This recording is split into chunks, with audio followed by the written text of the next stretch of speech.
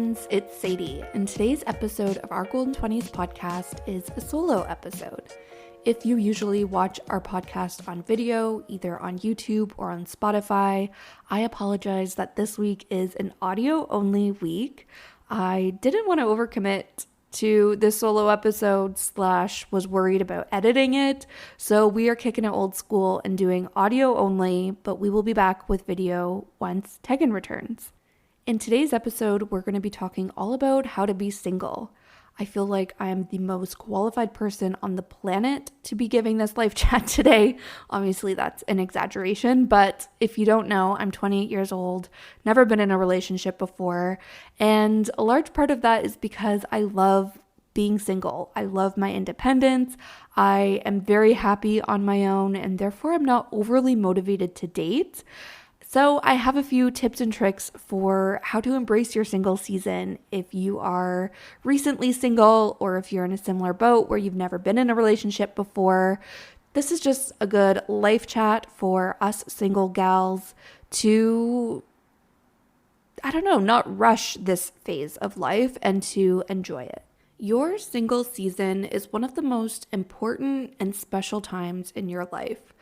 You get to be selfish and live life on your own terms since you have few obligations and responsibilities outside of taking care of yourself. You have no one else to factor in when making decisions, and you don't need to make any compromises. A silly example of this is a few months ago, one of my neighbors came over to ask me about something, and she was getting a good look at my apartment for the first time, and she said to me, "I love your pink dining chairs. My husband would never go for that." Or a more extreme example is how I could decide to pack up and move to Montreal next month, and I wouldn't have to factor anyone else into that major life decision.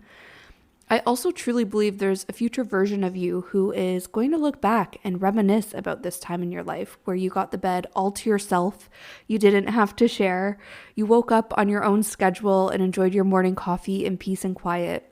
You spent your hard-earned money exclusively on yourself. For me, that looks like getting my nails done or getting a facial, but that's all because I don't have dependents to provide for. It's so empowering to live this way and to know that you're capable of living your best life on your own. You can provide for yourself, take care of yourself, and your happiness isn't dependent on someone else. All of this takes me to my first tip for your single season, which is to learn about yourself and enjoy spending time alone. I'll be completely honest with you guys. My singleness is a result of my hyper-independence. So this is extremely easy for me, but I know that's not the case for a lot of people. However, it's extremely important to do this work now so that you're set up for success in the coming chapters of your life. I've said this before, but I'm going to say it again. If you know who you are and you love who you are, you can be a better girlfriend, wife, mom, friend, and etc. I also think a healthy relationship is when two people have their own lives but love and support each other. This means having your own friends or hobbies, your own interests, likes, dislikes, you get the idea. But all of these things shape you to have your own identity so that you aren't just a we or an us or an our. You don't want your entire life and happiness to be reliant on one person, because what if something happens and you break up? And it's not that I'm wishing this on anybody, of course, but it is possible. And I think it would be a lot harder to navigate if you didn't know who you were outside of that relationship. I also think just in general, it's so incredibly powerful to know you can take care of yourself. If that's supporting yourself financially or cooking for yourself, even just doing basic things around the house and whatever else that looks like to you. If you're newly single or currently focused on enjoying your alone time, I think finding hobbies and routines that bring you joy is the perfect place to start. Maybe you start by journaling a list of random things you want to do or try, and you tackle one item from that list every month. Or maybe you sign up for a class or join a fitness studio or the gym. You could also treat yourself to a face mask and a bubble bath while you watch a movie at home on the weekend.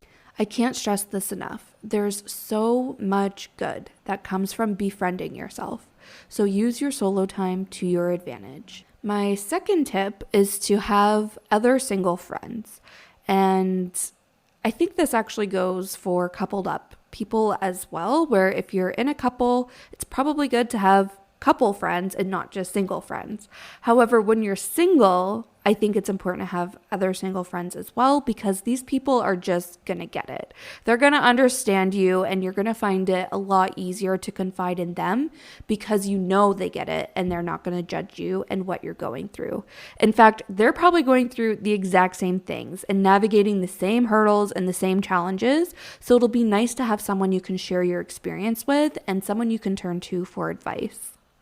I feel like I have a really special bond with my single friends just because we understand each other so well.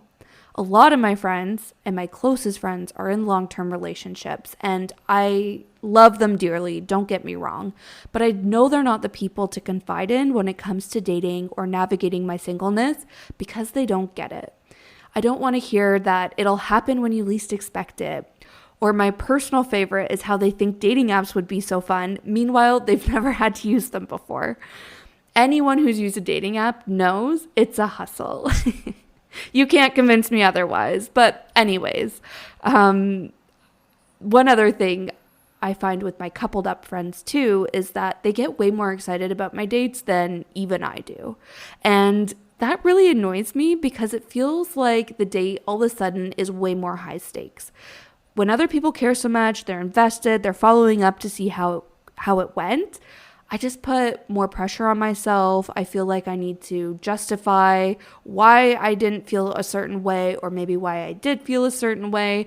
And it's just, I'm going on dates just to meet new people. I want to do fun things, explore the city, check out new restaurants and bars. It really isn't that deep to me, especially if you guys could see a Toronto man's. Like if my coupled up friends went on even a handful of dates with a Toronto man, I think they would feel differently. But anyways, all of this being said, try to find other singles that you can talk to about your dating experience or your single experience. And for me, since I don't have a lot of single friends, I actually find a lot of comfort and validation by watching single girls my age on TikTok. So I also recommend checking that out if you haven't found your way to single talk yet. Speaking of comfort and validation while navigating your single season, you must watch Sex and the City. This is my third tip. If you haven't watched Sex and the City before, you need to, period. Go watch it. It's on Crave if you're here in Canada. Obviously, HBO Max or whatever you watch HBO shows on in the States, you can find it there. But anyways, if you have seen this, you need to rewatch it, especially if you're feeling sad or insecure about your singleness. Speaking of getting it, the girls who get it, these girls get it, okay? All 4 of these main characters are relatable in their own way. Some days I'm watching and I feel like a total Miranda. I'm cynical, especially of men, and I'm prioritizing my career, feeling like people are intimidated by my success. Other times I relate to Charlotte and her ability to romanticize everything. But most often I feel like a Carrie, a shopaholic who loves her friends more than anything in the world, and I aspire to be as shameless and bold as Samantha. When I was in my younger 20s, I never felt insecure about my singleness, but as I've gotten older, the societal pressures and other people's judgment has started to manifest into shame. I actually did a whole other solo episode on this topic and how it feels to be the single friend, so if you want to hear more about that, you can definitely go back and check out that episode. I believe it was from February of 2023, but it was definitely in season 3 of our Golden 20s podcast. But anyways, all this being said, check that out, but also check out Sex and the City because there's so many episodes that explain these feelings of shame and growing older while single so perfectly.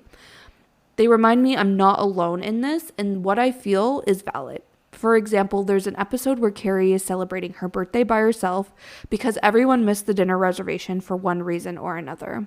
Or there's another episode where Carrie's designer shoes get stolen at her friend's baby shower, so she ends up sending her friend a registry to replace them. She got this girl an engagement gift, a wedding present, baby shower gift, the whole 9 yards. The least that this girl can do is replace Carrie's stolen shoes. I think this quote from the series finale perfectly sums up the entire show, but also your single season in general. Carrie says, the most exciting, challenging, and significant relationship of all is the one you have with yourself. And if you find someone to love the you love, well, that's just fabulous. One of my other favorite things about Sex and the City is how there's no shame in casual dating or casual sex, which brings me to my next tip: date and hook up. I think a lot of people, especially us girls, put a lot of pressure on ourselves to date in effort to find the one, but there's really so much more to dating than that. You learn so much about yourself through dating, including what you're looking for, the types of people you're compatible with, what you want, what you like, and so on. And when you're single, you have the freedom to go on a lot of dates with a lot of different people, and you'll learn a lot about yourself as a result. This means, swiping yes on people that aren't your traditional type or the type you usually go for. Trying things out, switching things up just to see what you end up liking. You might surprise yourself, you never know. Dating feels completely different when you change the intention from finding your soulmate to using it as a learning opportunity. However, I want to flag that if you're dating with the intention of trying new things and learning about yourself, it's important to remember this and be honest with yourself if you start to develop feelings for someone, especially if you're keeping things casual and hooking up. Being the easy breezy, casual, cool girl can take a turn before you know it. So take time to reflect on how you're feeling and communicate with the other person to make sure you're on the same page. I hope you're still with me because I've saved the best tip for last, and that's to enjoy life to the fullest even when you're single. No, sorry, I take that back. Enjoy life to the fullest, especially when you're single. You shouldn't let not having a partner stop you from doing certain things. I think a prime example of this is traveling. We all know how expensive it is to travel, especially post-pandemic, and it's more expensive to travel on your own. You don't have someone to split the cost of accommodations with in particular. For that reason, you probably try to travel with friend or family or someone else. However, as we get older and people start getting busier, it becomes impossible to coordinate a trip. I find it's especially difficult to coordinate a trip with my coupled up friends because they have a second person to factor into their schedule, into their budget, or they might even have their own trips planned for the year already, just between the two of them. I know firsthand how much this sucks, but I want to tell you and remind you that you can still go on the trip. Depending on your destination, consider doing a solo trip, or if safety is a concern, sign up for a group trip with something like G Adventures or Kentucky. You deserve to travel and explore the world, and nothing should get in your way. This logic also applies to smaller, everyday things. Even if you're single, you deserve candlelit movie nights. You deserve to get dressed up and go out for dinner on your birthday. You deserve orgasms and sexy lingerie. You deserve a charcuterie board and red wine just because. You deserve fresh cut flowers, jewelry, and chocolate on Valentine's Day. You deserve cute dates to the movies, museum, or a local market on the weekend.